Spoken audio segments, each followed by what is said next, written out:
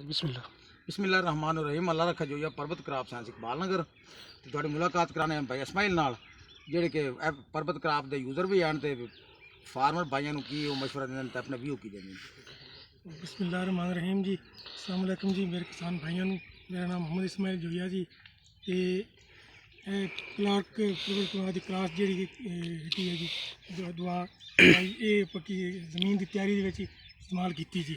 ते इंदा रिजल्ट तुसीं देख लो जी कि आस पासे जी फसल की मक्की दी बेहतरीन खलोती ते जी इस साइड से है इन्हों नहीं पै सकी तो वेख लो कद जो छोटा है जी। मैं किसान भाइयों को अपील करसा कि तुम इस कंपनी की प्रोडक्ट इस्तेमाल करो। इंशाअल्लाह जी तुम जो बड़ी आमदनी चलो। तो मैं अपील करसा दुआ सब तमाम किसान भाइयों को कि दुआ ज़्यादा तो ज़्यादा जो इस कंपनी की जो प्रोडक्ट हैगी है तुम खरीदो। एक मिनट हो